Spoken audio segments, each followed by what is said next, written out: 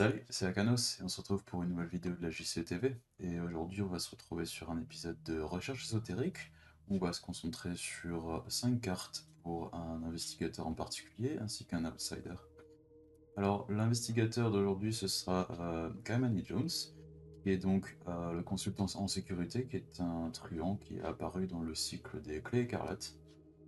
Alors, il s'agit d'un criminel donc qui a 3 en volonté, 2 en connaissance, 2 en combat et 5 en agilité et qui aura pour capacité donc de pouvoir engager un ennemi incliné dans un lieu sans utiliser d'action, pour ensuite utiliser une réaction qui lui permettra, lorsqu'il essaye d'échapper à un ennemi non élite qui est déjà incliné, pour ajouter votre valeur de connaissance à l'évasion, et si vous réussissez avec une valeur de X ou plus, vous allez pouvoir défausser directement cet ennemi, sachant que X c'est la valeur de vie restante de cet ennemi. Donc avec ça, on va avoir un investigateur qui sera principalement focalisé sur la gestion des ennemis avec une capacité qu'il indique, bien que son pool de cartes, comme on verra juste après, permettra de faire un petit peu de tout.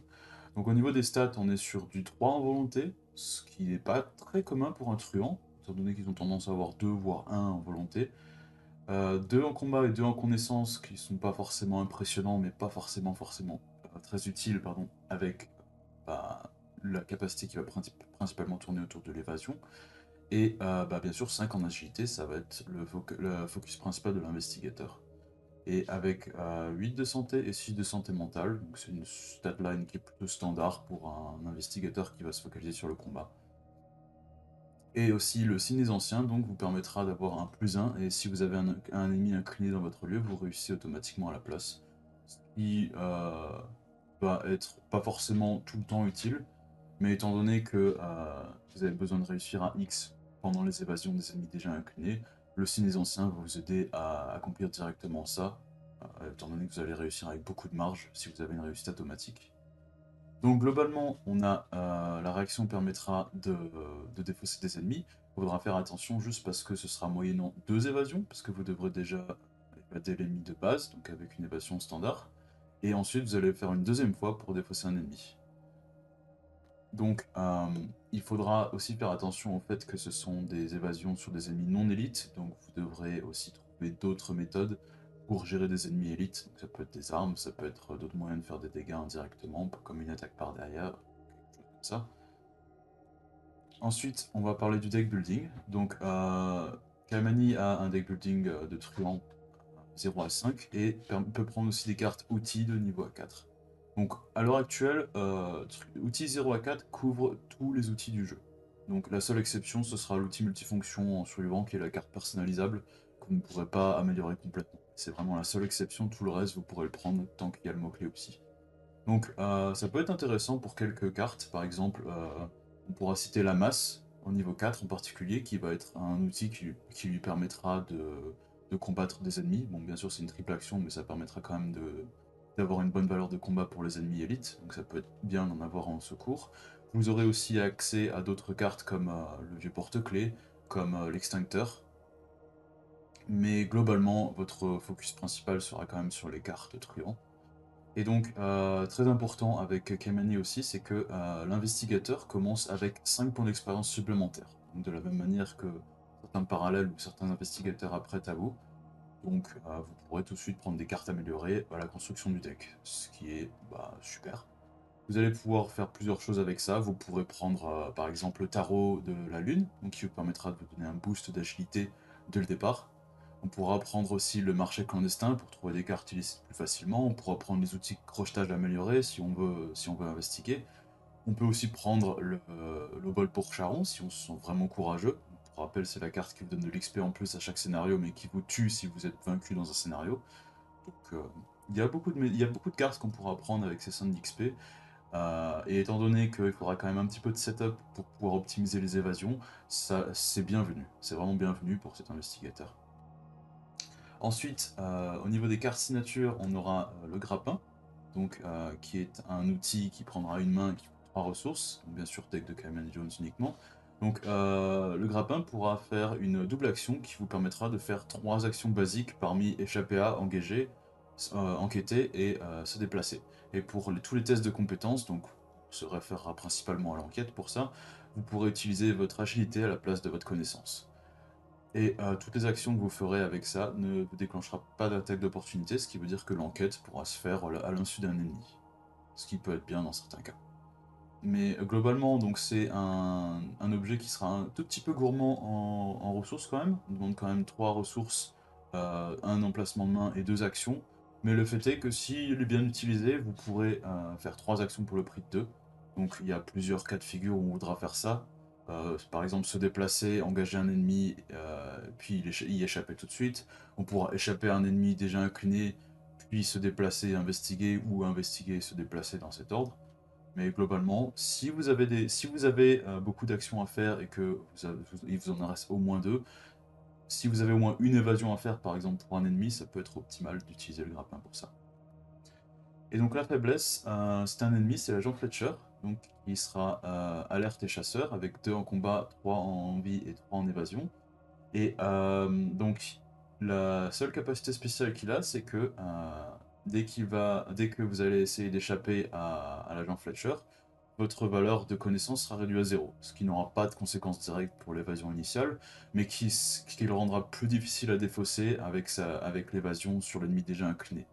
Donc la pénalité sur la stat connaissance fait que si on veut vraiment se débarrasser de cet ennemi efficacement, il faudra quand même bien booster l'agilité, ou simplement utiliser une méthode alternative pour mettre des dégâts plutôt que d'essayer de le défausser avec la capacité de l'investigateur. Donc globalement, on verra que avec un petit peu de setup, Kamani peut gérer les ennemis très efficacement, peut investiguer avec des outils de crochetage, ou avec des outils comme dérober.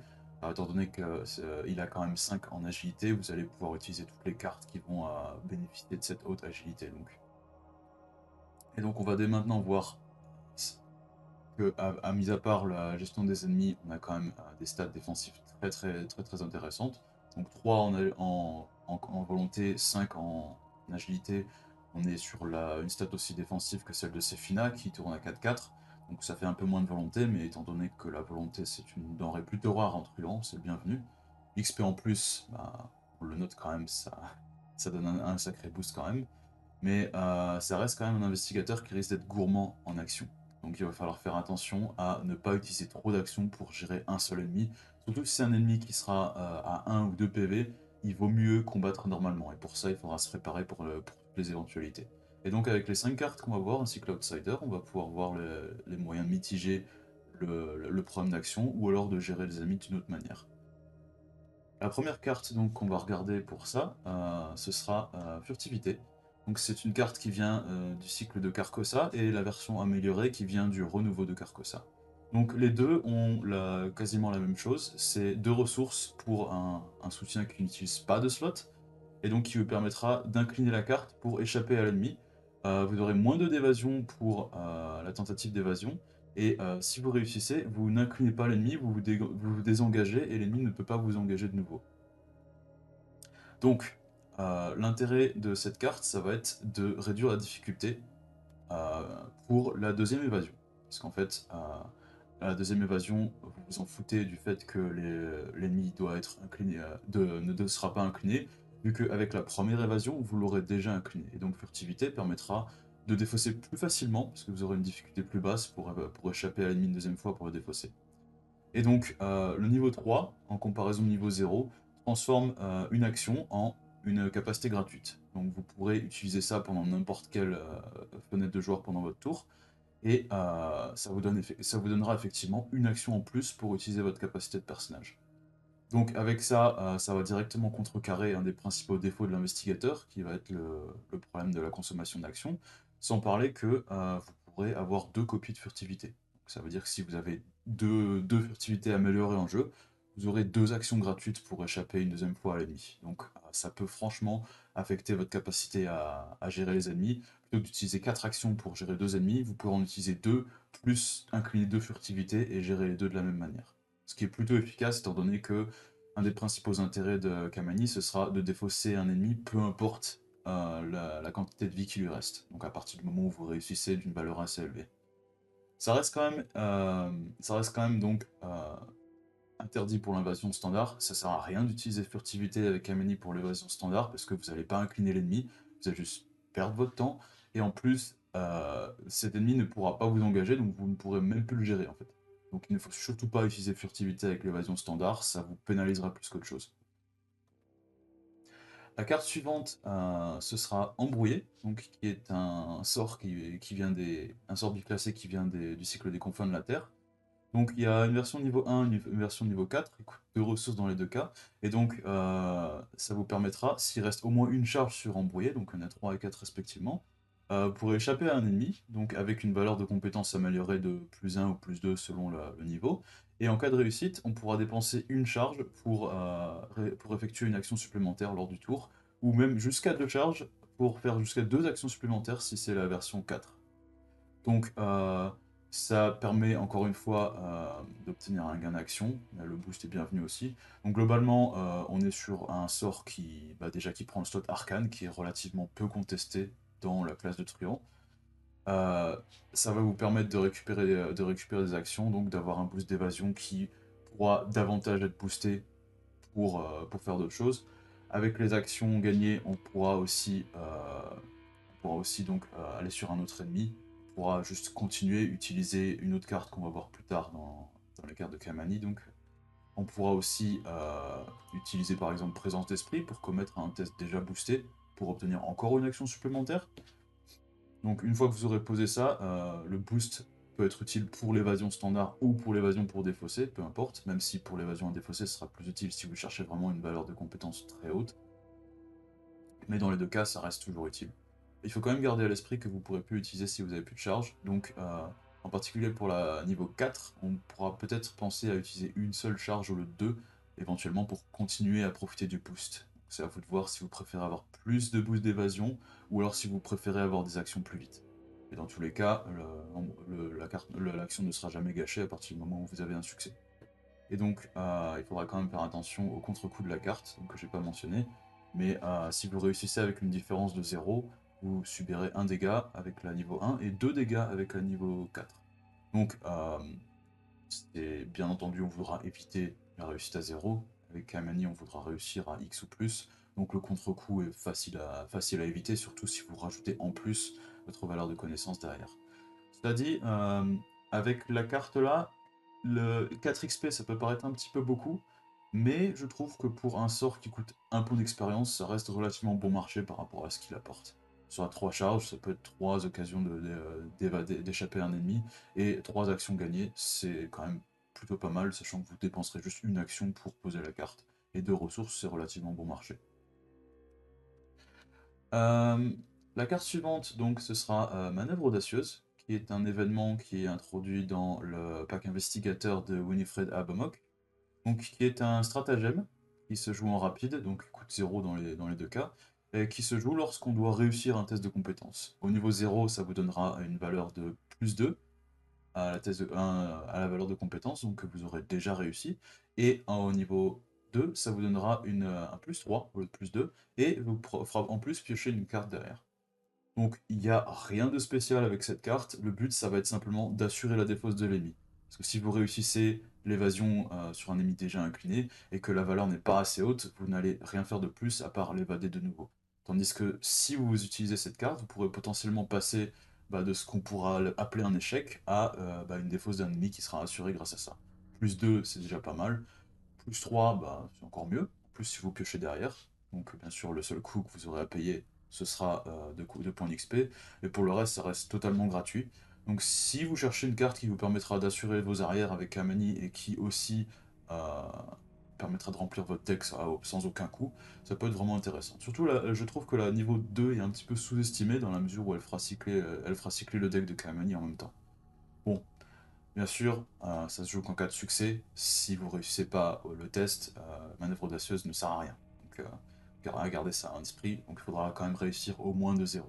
Ce qui est aussi intéressant avec embrouillé, parce que si vous utilisez manœuvre audacieuse alors que vous réussissez de zéro avec embrouillé, vous allez éviter le contre-coup qui fait de se prendre des dégâts. Donc, ça peut être un petit bonus qui se retrouve derrière, qui est intéressant. Mais bon, quand même, si vous chopez un échec automatique ou si vous échouez de 1, ça va pas vraiment vous être utile. La cinquième carte, pardon, la carte suivante, ce sera, je vais prendre ça. Donc, c'est un événement du cycle des écarlates, donc qui sera rapide, qui sera joué lorsque vous échappez avec succès à un ennemi humanoïde ou que vous enquêtez avec succès. Donc ça coûte 0, et donc dès que vous faites ça, vous allez pouvoir jouer un objet de votre main en réduisant de X son coût. X, c'est égal au nombre de points de réussite. Donc on va pouvoir attacher, je vais prendre ça à ce soutien qui devient alors illicite.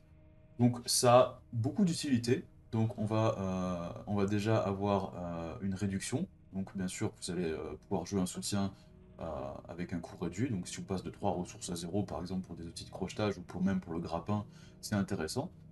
Ça vous permet de ne pas utiliser d'action pour jouer ce soutien aussi. Vous allez jouer directement en faisant l'évasion ou l'investigation.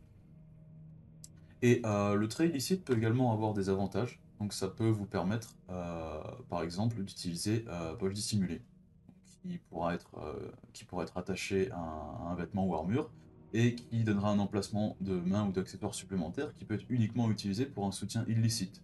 Donc si vous avez, dans quelques cas, un objet comme le grappin de Kamani qui n'est pas illicite à la base, vous pourrez le mettre dans la poche dissimulée pour ensuite ne pas prendre d'emplacement de main avec.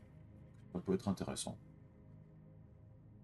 Et donc, bien sûr, l'économie, c'est important parce que vous allez faire une économie d'action, vous allez faire une économie de ressources, et en plus, vous n'allez pas vraiment ralentir votre jeu grâce à ces deux choses. Ce sera utilisable naturellement avec Kamani, vu que c'est un investigateur qui va vouloir réussir à X. Donc, pouvoir en plus pouvoir poser un item potentiellement gratuitement, en plus de faire une évasion qui pourra défausser un ennemi, ça a vraiment une double utilité qui a une bonne synergie avec le perso. Bon, après, ça reste un petit peu conditionnel. Il faut que l'ennemi auquel vous échappiez soit humanoïde, sinon ce n'est pas utilisable. Vous pourrez aussi investiguer, mais investiguer bien sûr avec un personnage qui joue sur l'agilité, ça va pas forcément être tout le temps possible. Il va falloir trouver un objet ou booster votre compétence pour pouvoir faire ça. Bien que Truand et Kamani en particulier aura quand même des outils pour pouvoir faire ça. La carte suivante, donc, ce sera une nouvelle carte donc, qui vient du cycle du festin de Hemlock Vale, qui est le British Bulldog. Donc, c'est une arme à feu illicite qui coûte 3 ressources. Donc, il y en a une de niveau 0 et une de niveau 2. Dans les deux cas, qui a 3 munitions et qui vous permettront de combattre en utilisant l'agilité à la place de la stat de combat. Donc, l'attaque fera plus 1 dégât et vous donnera également un plus 2 avec la version améliorée. Et en plus, la version améliorée ignore distant. Donc avec ça, le boost est très direct, vous allez combattre avec l'agilité. Donc avec un personnage qui joue sur l'agilité, c'est tout ce qu'on demande.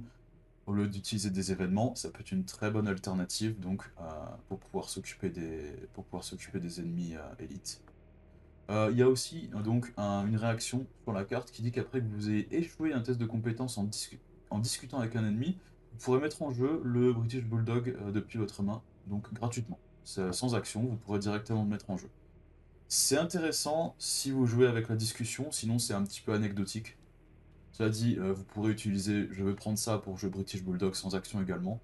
Mais si jamais vous avez l'option, si vous avez une carte discussion ou si vous avez un test de scénario qui vous demande de faire une discussion et que vous échouez, vous aurez l'occasion de faire ça, qui est quand même pas mal intéressant. Et donc on pourra utiliser ça avec d'autres cartes donc pour avoir une synergie avec l'agilité. Donc après avoir échappé à un ennemi, vous pourrez par exemple utiliser aussi combat déloyal pour pouvoir effectuer une action combattre tout de suite sur l'ennemi auquel vous venez d'échapper, en plus d'avoir une valeur de compétence boostée de plus 2. Et donc avec ça, on se retrouve avec une valeur, surtout si elle est déjà boostée, de combat qui va monter jusqu'à 9 avec la version améliorée. Donc rien qu'avec combat déloyal et le bulldog amélioré. Et le bulldog amélioré, justement, il faudra quand même pas ignorer le fait que la carte ignore les distants, le mot-clé distant pour les attaques. Donc, il faut garder à l'esprit que Kamani a un problème déjà de devoir utiliser 2 actions pour échapper à un ennemi 2 fois. Si en plus vous devez utiliser une action pour engager un ennemi distant, vous allez devoir faire 3 actions pour vous débarrasser d'un ennemi, c'est quand même beaucoup, sachant que généralement les ennemis distants n'ont pas beaucoup de vie dans la plupart des cas. Donc cette carte vous permettra juste de considérer l'alternative qui sera juste de lui tirer une balle. En une action, c'est pas mal. Donc le vrai inconvénient de la carte, ce sera la quantité de munitions, qui est quand même assez limitée, donc si on ne fait pas attention, on se retrouvera vite à court. Mais en attendant, pour une option de combat contre les ennemis élites, ou simplement pour les distants, ou juste pour finir un ennemi qui aura un petit peu de PV qui reste, si vous êtes dans une équipe et que vous avez un ennemi qui a beaucoup de PV et que vous ne pourrez pas forcément échapper, bah avoir ça sous la main, ça peut être franchement intéressant. Et donc après ces cartes, on va finir avec l'Outsider, donc qui sera en plus une carte d'une autre classe, et ce sera le Microscope. Donc le Microscope, c'est une carte qui vient également du cycle du festin de Hemlock Vale. Donc il y a deux versions, il y a une version 0 et une version niveau 4, mais on va s'intéresser sur la version niveau 4 pour plusieurs raisons. Donc c'est un soutien objet, outil, science, donc qui coûte 2 ressources, qui prend un emplacement de main, et qui donc permettra de récupérer une preuve à chaque fois qu'un ennemi a été vaincu ou qu'un investigateur lui a échappé avec succès. Donc vous allez pouvoir placer des preuves dessus progressivement pour utiliser l'action en dessous, qui est une double action pour enquêter, qui donne plus 2 de connaissances par preuve sur le Microsoft jusqu'à un maximum de plus 6. Donc en cas de réussite, vous pourrez dépenser jusqu'à 3 preuves pour découvrir un même nombre d'indices supplémentaires dans ce lieu. Donc avec ça, ça vous permettra tout simplement d'enquêter. Mais la raison pour laquelle cette carte est particulièrement utile avec Kamani, c'est que Kamani va pouvoir évader 2 fois, et donc récupérer 2 preuves par un seul ennemi. Donc la carte ne demande pas de l'incliner pour ajouter une preuve. Ça veut dire que dès que vous allez faire la première évasion, vous allez récupérer une preuve. Dès que vous allez faire une deuxième évasion pour défausser cet ennemi, vous allez récupérer une deuxième preuve. Et vous n'aurez pas de limite au nombre de fois où vous pourrez rajouter des preuves sur l'ennemi. Ce qui n'est pas le cas de la version 0 du microscope. Donc la version 0 du microscope demandera d'incliner donc la carte pour pouvoir placer une preuve. Donc ce sera pas valide avec Kamani, mais la version niveau 4 donc sera vraiment avantageuse, surtout avec un investigateur qui pourra récupérer des preuves beaucoup plus rapidement que, je dirais, tous les autres investigateurs du jeu. Et donc avec ça, inutile de préciser, pouvoir avoir un bonus de plus 6 en connaissance et pouvoir récupérer 4 indices, c'est beaucoup. Donc, sachant que vous allez récupérer les ressources pour pouvoir faire cette action de façon naturelle avec cet investigateur, donc en vous focalisant sur le combat, vous allez indirectement vous préparer pour récupérer des preuves pendant votre temps mort. Donc, ce qui est quand même vraiment intéressant, et surtout avec un bonus de plus 6, même si on utilise juste la stat de connaissance, avec une valeur de base de 8, vous aurez beaucoup plus de chances de réussir que même un chercheur qui aura deux loupes. Avec ça, vous serez vraiment préparé, et en plus, si quelqu'un d'autre va commettre pour vous, en particulier des déductions, vous allez pouvoir récupérer le 5, voire 6 indices en une seule investigation. Bon, bien sûr, ça reste une double action, il va quand même garder ça en tête, parce qu'il faut quand même avoir le temps mort pour pouvoir effectuer cette double action.